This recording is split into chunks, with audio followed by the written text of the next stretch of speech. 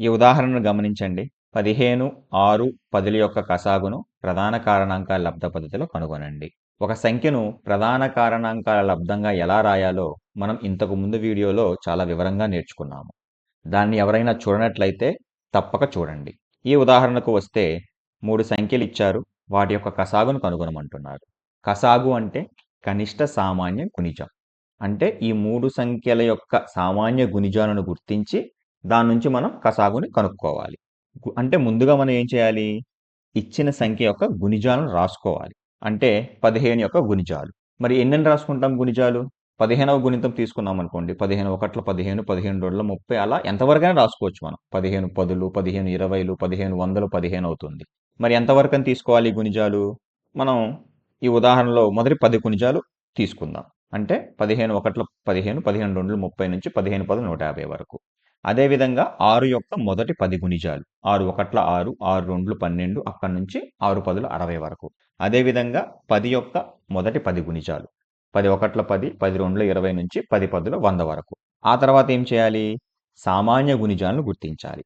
సామాన్య గుణిజాలంటే ఈ మూడింటి యొక్క గుణిజాలలో మూడింటిలోనూ ఉమ్మడిగా ఉన్నవి.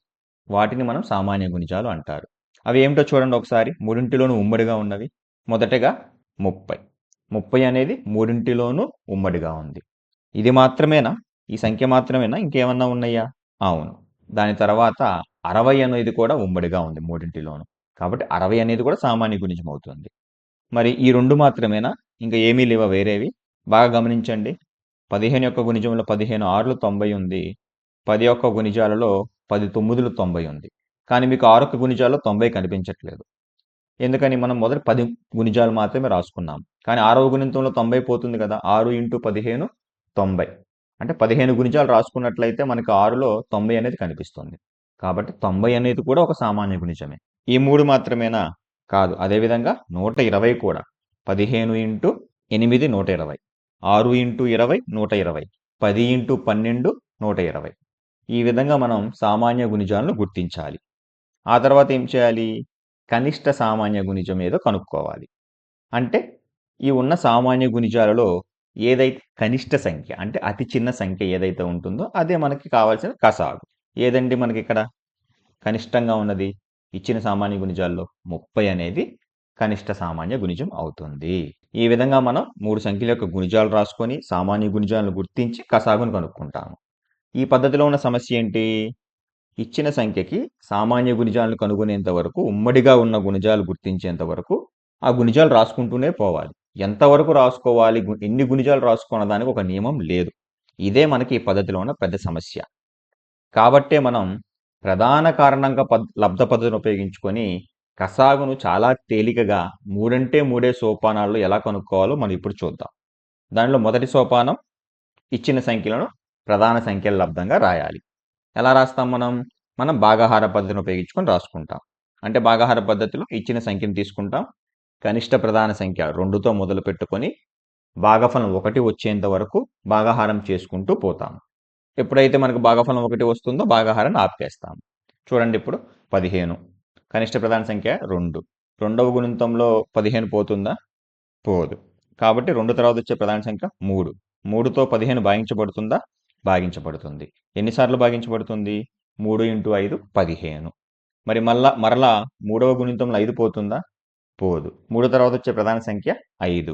5 5తో భాగించబడుతుంది కదా! ఎన్నిసార్లు? 5 × 1. భాగఫలం 1 వచ్చింది కాబట్టి ఇంతటితో మనం భాగాహార పద్ధతిని ఆపివేయాలి. అంటే 15 ఎలా రాసుకోవచ్చు ప్రధాన సంఖ్యల లబ్ధంగా? 3 × 5గా రాసుకోవచ్చు. ఇప్పుడు చూడండి ఈ 3 × 5ని ఘాత రూపంలో రాసుకోండి. ఎందుకు ఘాత రూపంలో రాసుకోవాలో మీకు తర్వాత సోపానాల్లో అర్థమవుతుంది. కాబట్టి 3 × 5 అంటే ఏంటి? వాటి ఘాతాలు ఎంత? 3 పవర్ 1 × 5 పవర్ 1. ఇది మనం ఘాత రూపంలో రాసుకున్నట్లయితే.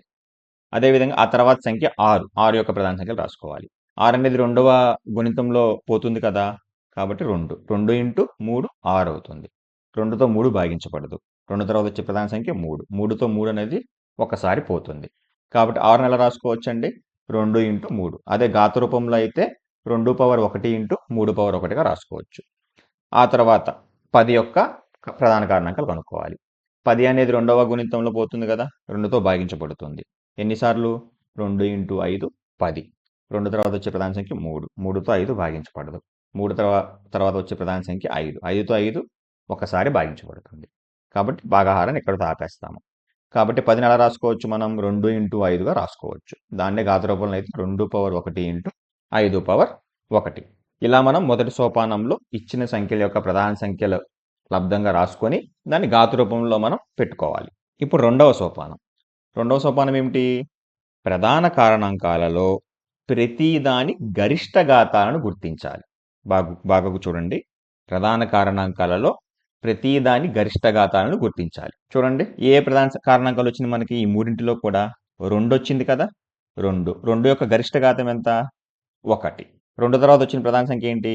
3. దాని యొక్క గరిష్ట ఘాతము 1.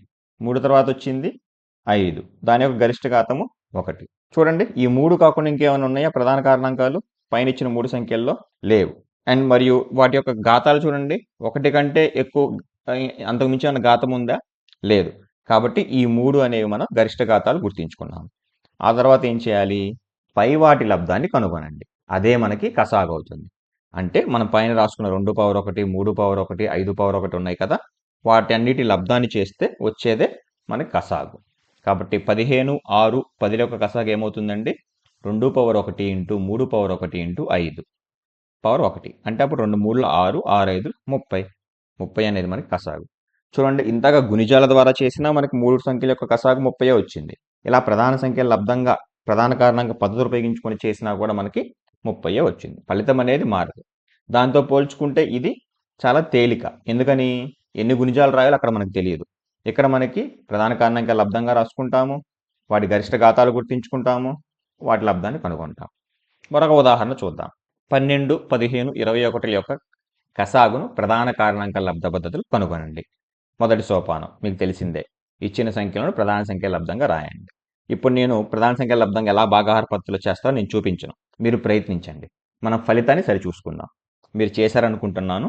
కాబట్టి 12ని ఎలా రాసుకోవచ్చు ప్రధాన సంఖ్యల లబ్ధంగా? 2 ఇంటూ 2 ఇంటూ 3.